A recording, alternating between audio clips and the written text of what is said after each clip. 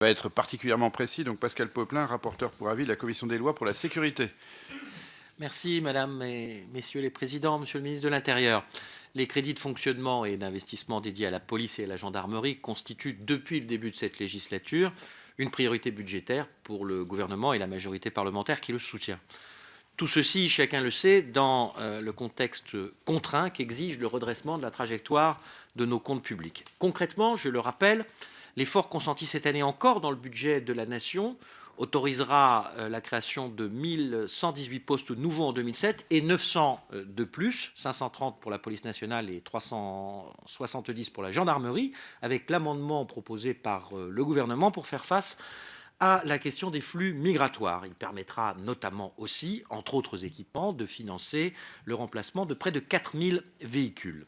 Cette évolution qui tranche avec la réduction constante des moyens humains, matériels et financiers déplorés au cours du précédent quinquennat a été jugée unanimement positive par l'ensemble des acteurs de la sécurité qu'il m'a été donné de rencontrer en préparation de mon rapport, même si tous estiment bien évidemment que davantage serait nécessaire pour combler les retards accumulés et faire face aux nouveaux défis de la période.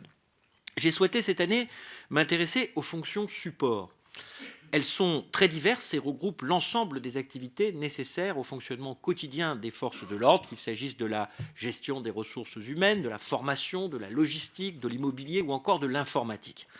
Des efforts de rationalisation ont déjà libéré des effectifs occupés jusque-là par ces tâches indispensables mais non opérationnelles.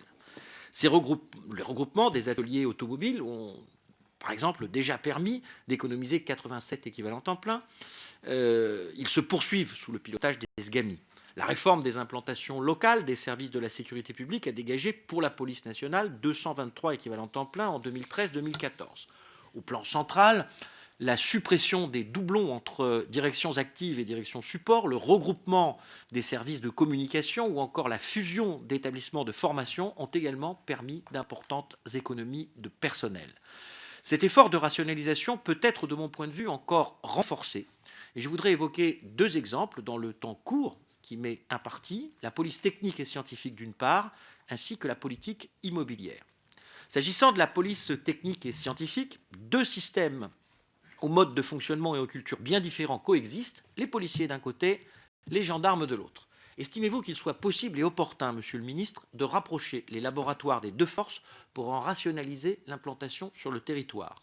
Pensez-vous souhaitable d'aller vers une harmonisation des procédures de constatation, des matériels et des formations de la police technique et scientifique?